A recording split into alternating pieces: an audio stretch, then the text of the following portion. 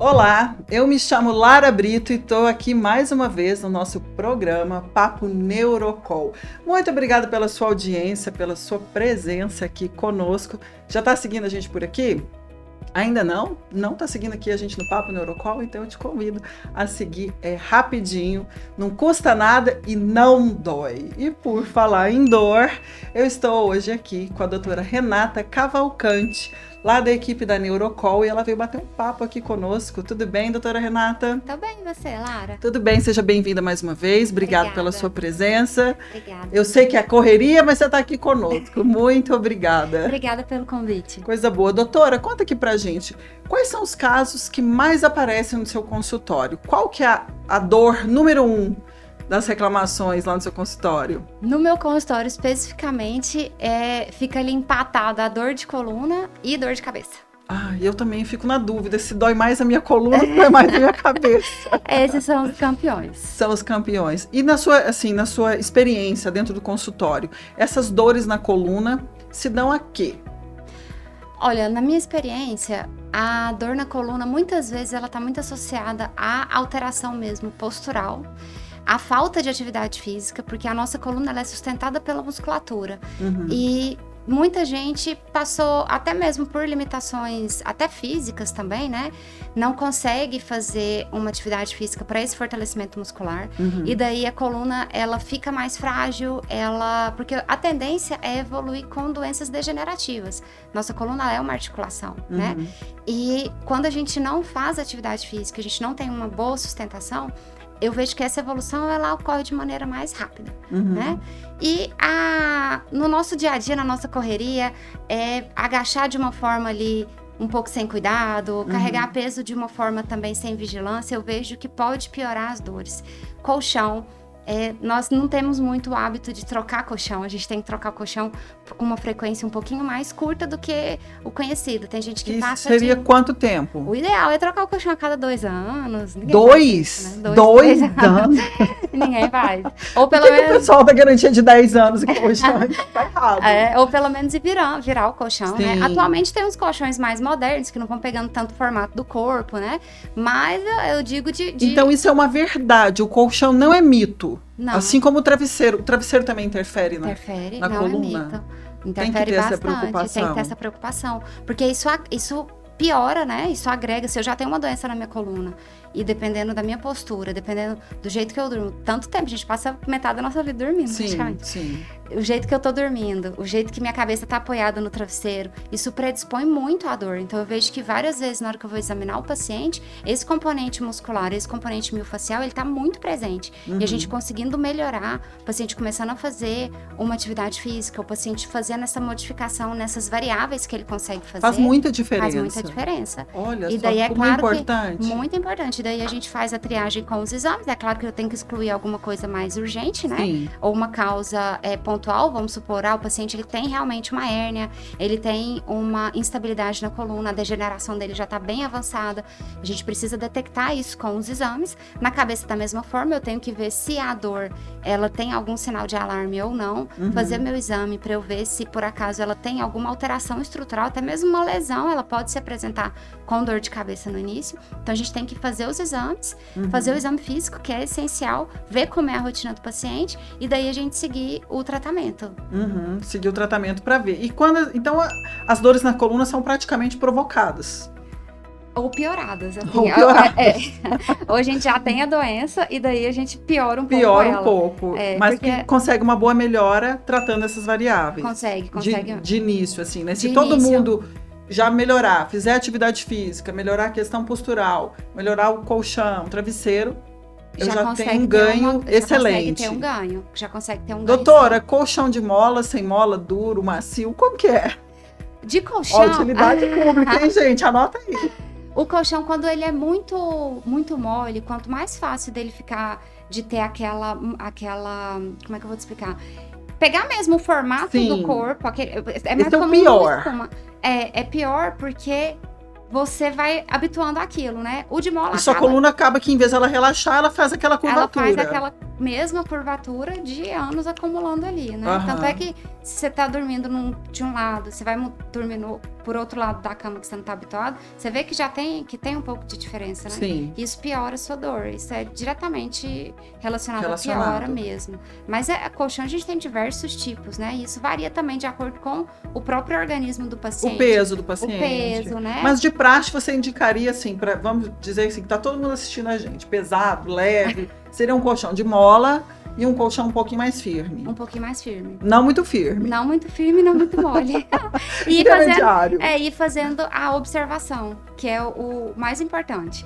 Porque aí, não consigo ficar trocando meu colchão, não. Roda ele, né? Roda ele, vira ele.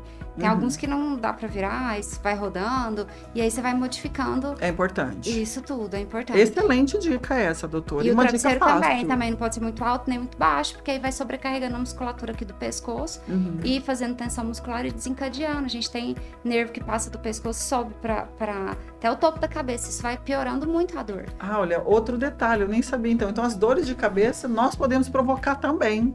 Dependendo da dor, né? Sim, Esse é um tipo de dor que reflete na cabeça, mas que ele pode ter origem em outros lugares.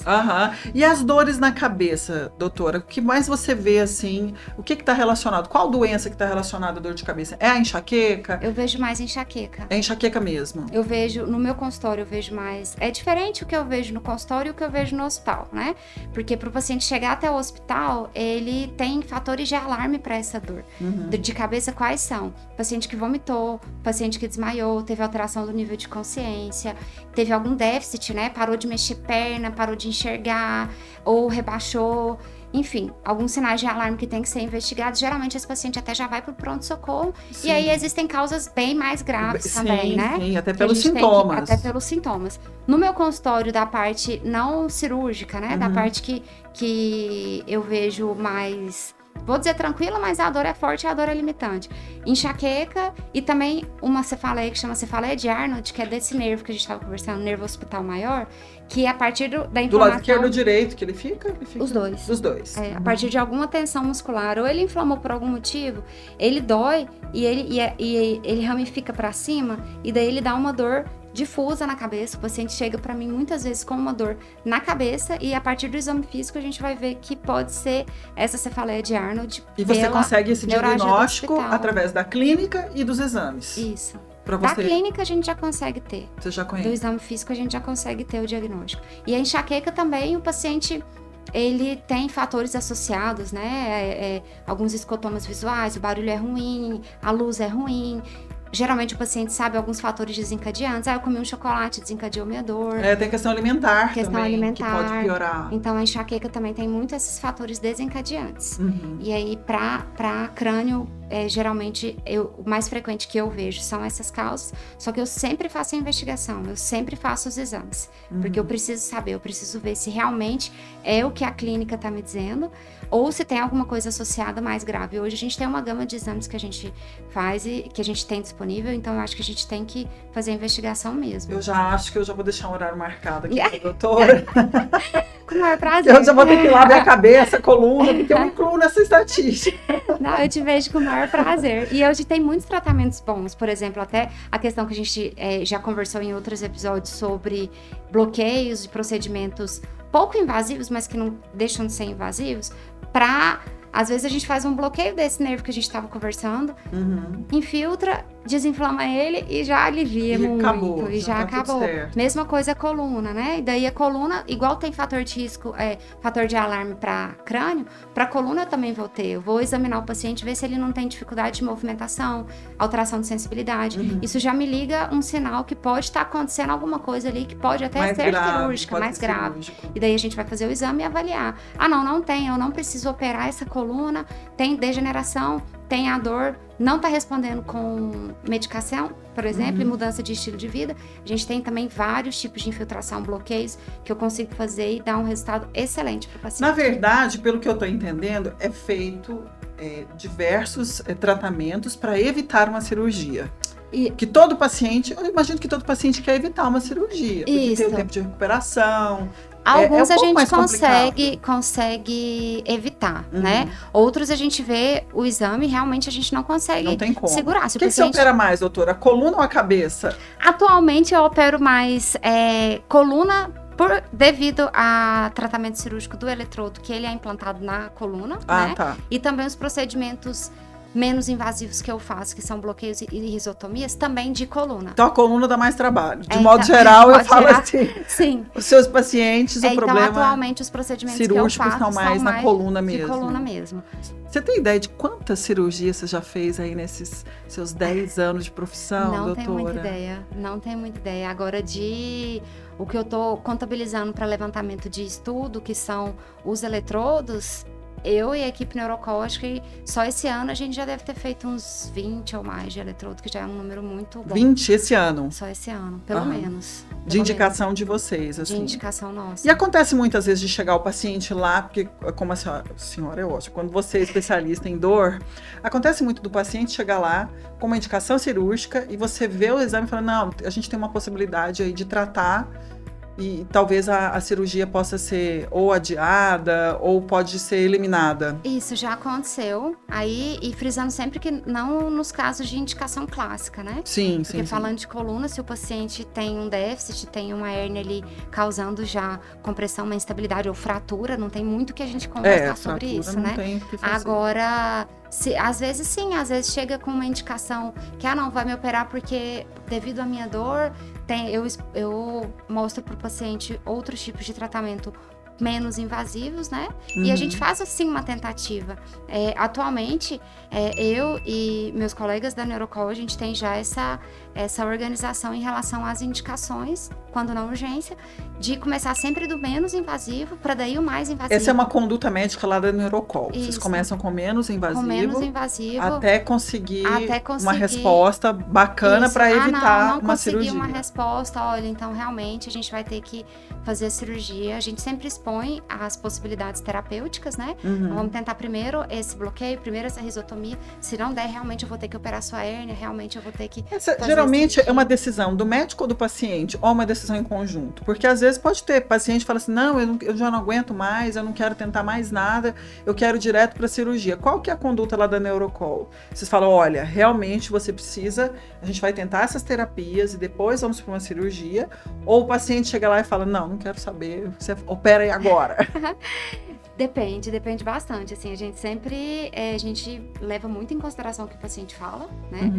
E no caso de, vamos supor, uma hérnia cervical, que é uma hérnia mais perigosa, porque tem medula, né? Então, acaba que a gente expõe para o paciente já a necessidade cirúrgica e explica que não tem muito que correr, se não for isso, a gente expõe o que pode acontecer caso o paciente não opere. É claro que a decisão vai ser sempre do paciente. Tá. E em caso de procedimento do menos para o mais invasivo, não tem muito, o paciente, ele não, pelo menos para mim, assim, o paciente nunca questiona muito, não. Já não quero tentar fazer primeiro um bloqueio, uma risotomia, e eu quero direto já operar minha coluna. Quando a gente consegue ter a opção do tratamento menos invasivo, a maioria dos pacientes optam também. Claro que às vezes vai segurar daí um tempo e a gente vai acabar evoluindo para o tratamento cirúrgico. Mas o paciente está acompanhando e a gente vai conversando. Agora realmente a gente já teve o resultado esperado com o bloqueio com a risotomia. Então, a partir de agora, a gente operando, aí eu vou conseguir te dar uma resposta satisfatória. E nas cirurgias de coluna, o paciente ele costuma ficar afastado das atividades normais dele por quanto tempo? Digo assim, de modo geral, né? Estou falando assim, das cirurgias que vocês mais fazem lá, o paciente costuma... Fica sem andar, doutora, quando faz? Não fica sem andar, não. Não tem isso, não. Já anda normal, se movimenta normal? Para a dor, o paciente e um pós-operatório, quanto mais repouso, é pior, sabe? Se o paciente, mas vamos supor, o paciente tem uma fratura, dependendo do tipo de cirurgia, se for indicado um repouso, aí o paciente fica, mas é raro isso acontecer. Até porque cirurgias de fratura, a gente opera realmente para o paciente conseguir evoluir com alguma mobilidade, né? Que se ele não tiver um déficit, mas para ele conseguir não ter risco de ter uma piora. De afastamento, varia muito. Eu não consigo te falar assim, mas pelo menos uns 30 dias, nos primeiros 15 dias, dali cicatrização, retirada de pontos, o paciente vai voltar no nosso consultório, isso para cirurgia aberta, né? Vai voltar no consultório, à medida que ele for conseguindo, ele vai voltando. Agora, para bloqueio, procedimento um pouco invasivo, já teve paciente que fez num dia, no outro dia tá trabalhando. Tá trabalhando normal. Normal. É assim, eu tenho uma ideia na minha cabeça, assim, que cirurgias de coluna e de cabeça, geralmente elas costumam assustar o paciente, porque são regiões muito sensíveis. Quando você fala de coluna, às vezes, se algo der errado ali, você pode, às vezes, perder os movimentos. E a cabeça é a mesma coisa. Você sente isso lá no seu consultório, que existe esse temor, assim, das pessoas? Existe. Isso é real, né? Isso é real. Mas o paciente precisa ter esse temor mesmo ou não? Não, assim, por exemplo, de coluna, algumas determinadas regiões da coluna não vão afetar a movimentação. A gente tem medula até determinado nível, né? Daí para baixo não tem. É claro que tem os nervos que vão para os membros inferiores, vão daí pelo corpo, que pode alterar, sim, uma mobilidade ou outra sensibilidade. Agora, essa questão de, o geral, não andar, não mexer, a gente tem que explicar bem para o paciente aonde que é o problema dele, qual o nível, Eu achei que era qualquer área da coluna que podia dar uma complicação dessa, então não é. Qualquer área da coluna, de perder a mobilidade, então não é. Totalmente igual, eu escuto muito o pessoal falar assim, não vai andar mais. Isso, determinada área da coluna, não. Pode acontecer assim, pela complicação cirúrgica. Perdeu a sensibilidade. Ou pelo tipo da compressão, perdeu mobilidade pontual. Pode acontecer, o pé cair, né? Dificuldade para movimentar. Mas sem andar, depende da área operada da coluna. Depende da área. Importante. Tanto é que tem gente que, quebrei a coluna e não mexo mais braço e perna. Quebrei a coluna, não aconteceu nada. Então depende de tudo. Depende de onde você quebrou a coluna. Depende da localização, depende da compressão, depende da doença, de várias coisas, sabe? Eu acho que o importante é a gente explicar para não generalizar e o paciente não ficar com esse receio sempre. Né? Doutora, você acredita que da medicina, da área da medicina, a neurocirurgia é uma das mais difíceis? Ou não? Ou você acha que tem cirurgias mais delicadas? Porque assim, eu tô falando enquanto espectadora, né? Eu não conheço a rotina médica, eu não sei como é, mas eu conversando aqui, já apresentando há algum tempo esse papo Neurocol, eu tenho achado muito complexo. Mas porque a gente opera e trata, cérebro que manda no nosso corpo todo. Em tudo, né? Manda em tudo. E coluna, então cérebro e coluna ali manda em tudo que a gente for fazer, de movimento, de pensamento, de ações, de tudo, né? Sim, então você acredita que dessa parte cirúrgica, assim, você acredita que é não difícil, mas talvez a mais importante, né? E mais delicada também, né? Assim, é claro que todos têm claro que uma cirurgia cardíaca, né? Todas têm a sua importância, não estou desmerecendo nada. Sim. Mas a questão de cérebro e coluna, como tem essa eles que mandam realmente em tudo. Em tudo, que a gente vai exatamente. Fazer, tem essa delicadeza maior. Sim, total. Doutora, agora uma curiosidade. É possível nas cirurgias de cérebro, porque existem muitos estudos, né? Tem gente que fala assim, tem estudos que apontam, estudos mais antigos, que falam assim, não, porque o ser humano só utiliza 10% da capacidade cerebral dele. Tem como sobreviver, ter uma vida normal, se tirar uma porção do cérebro? Ou não existe isso? Determinada área, tanto é que existem pacientes, eu não vou falar de retirada, tá? Mas, por exemplo, paciente uma lesão, que teve uma lesão ou um AVC e que determinada área do cérebro perdeu a função, que ele consegue viver normal. Acaba que foi visto que outras áreas do cérebro conseguem assumir... conseguem assumir. Não todas as áreas, né? Mas sim. Existe sim essa capacidade de neuroplasticidade, que é de assumir determinada Ele não regenera aquela área que foi lesionada, mas ele consegue transferir, dependendo da função. Da função ele consegue transferir. Da localização, consegue ter essa plasticidade para assumir uma nova função. Nossa, mas é uma máquina perfeita, né? Tem paciente minha que teve AVC na área da fala, evoluiu completamente com uma afasia, não falava mais, que hoje ela volta no consultório, ela consegue falar palavras para mim. E, teoricamente, se for ver pela anatomia, a área da fala dela primária não tá funcionante. Não né? tá funcionando. E mesmo assim ela consegue falar algumas palavras. Assim ela consegue. Ou seja, houve essa plasticidade que fala do cérebro. Que interessante. Mas é uma máquina perfeita mesmo, o nosso organismo, e consegue, assim, se reinventar de fato, né? Renascer de fato. Então é possível. Se você tem uma lesão, é possível sim você. É possível, não é uma regra, né? Claro. Não é certeza que vai acontecer, certeza, não é. Mas isso é possível. E a gente só utiliza 10% do cérebro mesmo? Dizem que só 10% do cérebro mesmo. Será que isso é real? Nem eu consigo te afirmar, não. Não dá para saber, não né? Dá pra saber. Falei assim, como é que chegaram nessa proporção aí, 10%? Eu fico pensando, imagina quando a gente atingir 100%, então. Tem até filmes sobre isso, exatamente, né? Que o pessoal, fez, mas com certeza tem muitas áreas do nosso cérebro que a gente não... Que desconhece. Que a gente desconhece, eu digo, nem é de desconhecer da medicina, mas que a gente não, como ser humano, a gente não consegue...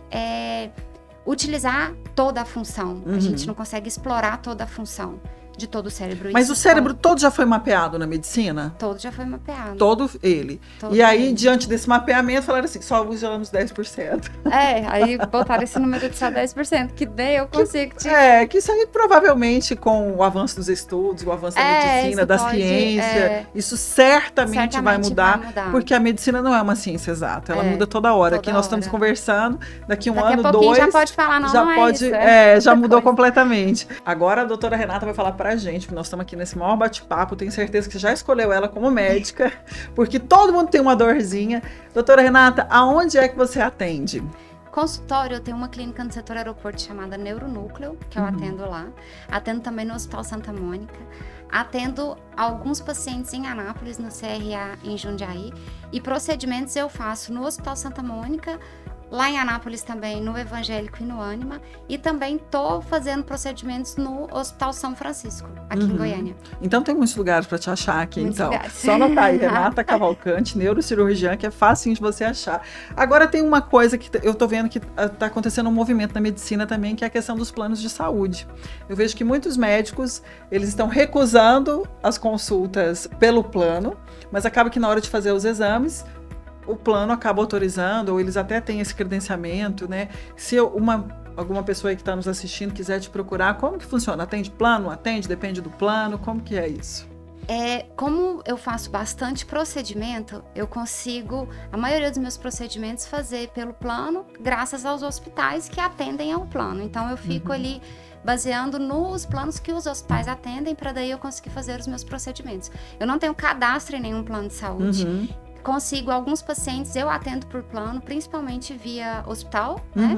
Mas até na minha clínica particular, não são todos os pacientes que eu consigo atender pelo plano. E um tratamento mais individualizado, eu conseguir colocar mais tempo na minha consulta, eu também não consigo por plano, daí eu faço meu atendimento particular. Só que devido aos procedimentos, acaba que eu fico com o plano de saúde também, devido aos hospitais, eu consigo ter essa margem de atender e realizar procedimento com o plano de saúde. Mesmo porque os procedimentos são um pouco mais caros, né? Então, existe esse aporte, então, desse seu atendimento. Isso, aí eu consigo via hospital, como o hospital tem o cadastro do plano, né? Aí alguns eu consigo via hospital também.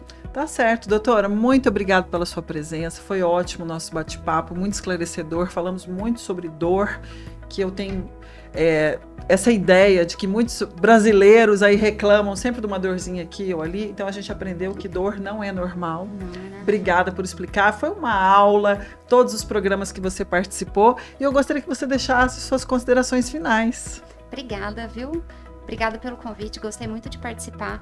Bom, minhas considerações finais são mesmo para a gente não esquecer, em relação principalmente à dor, que a dor ela é tratada. A dor a gente consegue ter um controle muito bom e, igual a gente falou mais cedo, como uma pressão alta, diabetes, a gente trata. A dor também, a gente tem que ter consciência de tratamento, a gente tem que ter a consciência de fazer o uso das medicações, fazer mudanças no estilo de vida, para daí a gente evitar que tenha piora dessa dor e, agregado, a gente ter uma melhora junto com o tratamento. Então, sabendo que tem solução, que tem controle, essa é a melhor mensagem que eu quero passar para todo mundo. Coisa boa. Obrigada, doutora Renata. Um ótimo dia, uma ótima semana para você.